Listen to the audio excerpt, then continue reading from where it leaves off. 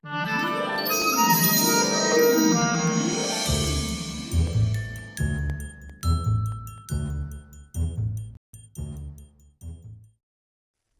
alab sa likod ng Ivory Gates. Sa loob ng kaharian ng Aethelburn, ang lahat ay dapat na kasing lamig at kasing linas ng kristal.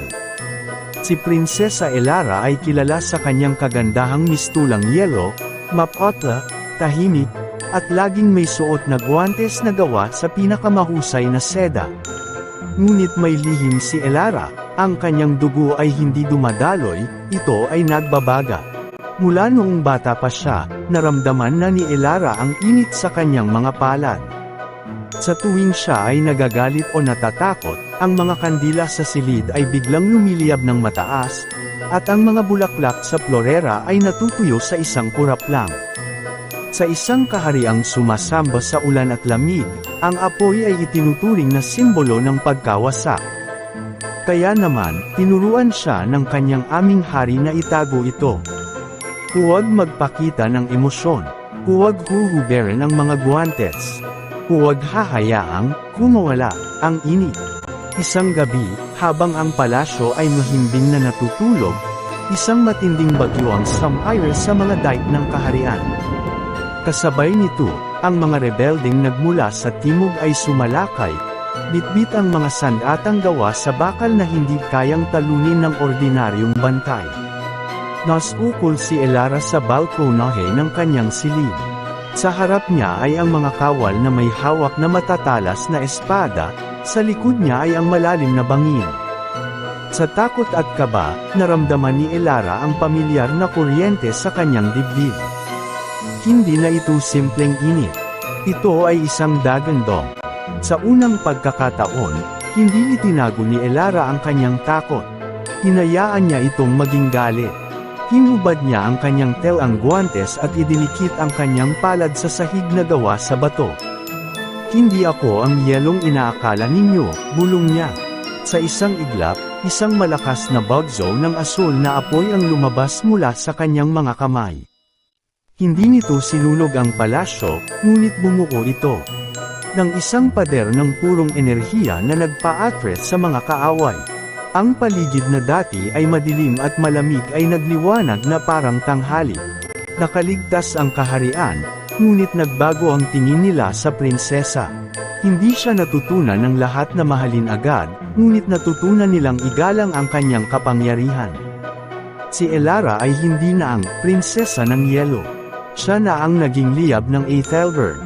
Hindi pa rin niya lubos na kontrolado ang kanyang kapangyarihan, minsan ay napapaso pa rin niya ang sariling mga daliri, ngunit alam na niya ang isang mahalagang bagay. Ang apoy ay hindi lamang para sa pag-ubos, ito rin ay para sa pagbibigay ng liwanag at proteksyon. Matapos ang gabi ng pagsalakay, hindi na muling bumalik ang katahimikan sa buhay ni Elara. Bagaman siya ang nagligtas sa palasyo, ang mga bulong-bulungan ay parang usok na kumalat sa buong Aethelburn. Ang ilan ay tinatawag siyang tagapagligtas, ngunit mas marami ang tumitingin sa kanya ng may takot.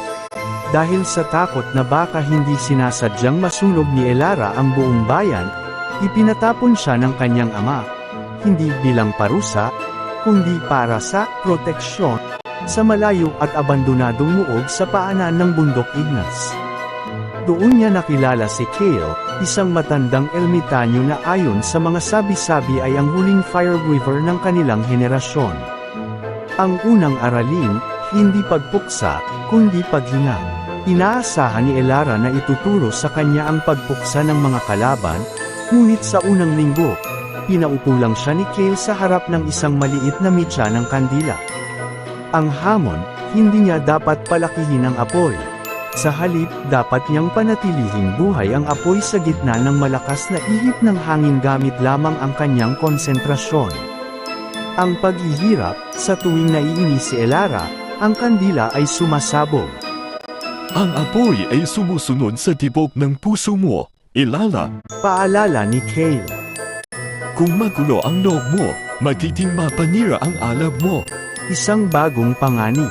Habang unti-unting natututunan ni Elara na paamuhin ang init sa kanyang mga ugat, isang mas madilim na puwersa ang nagising. Ang mga rebeldeng tinalo niya noon ay may hawak palang obsidian armor, isang uri ng kagamitan na kumakain ng init at enerhiya. Nalaman ni Elara na ang kanyang apoy ay hindi lamang basta sandata, ito ay isang pain.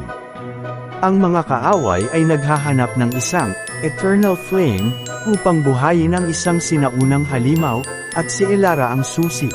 Isang gabi, naramdaman ni Elara ang panginginig ng lupa.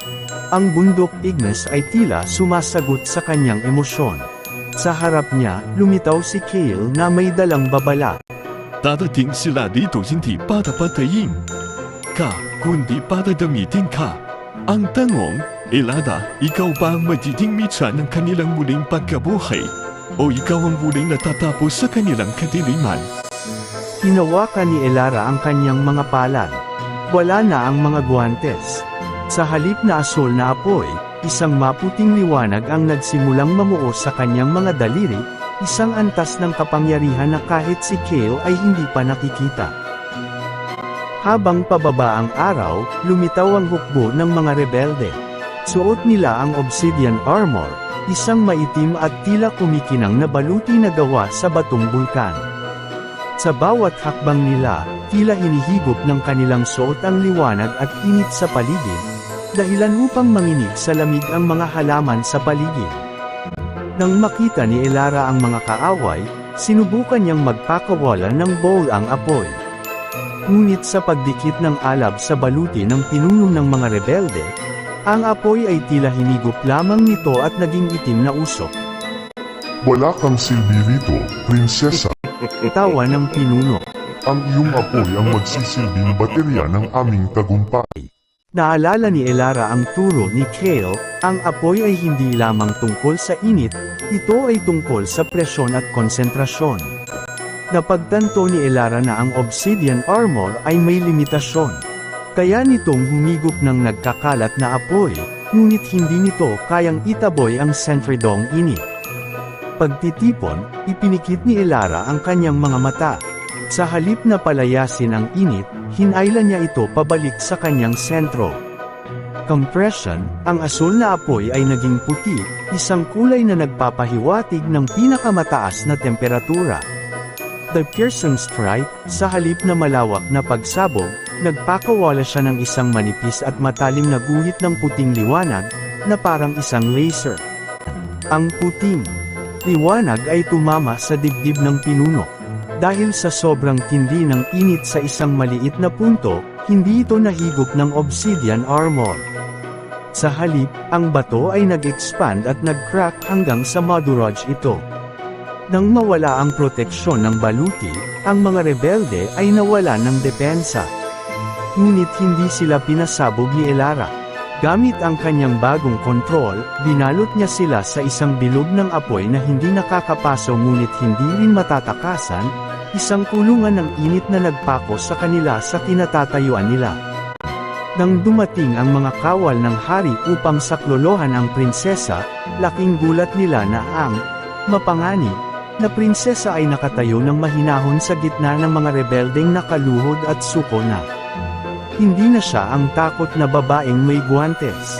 Siya na ang pinuno na marunong magbalanse ng bagsik at pagtitimpi.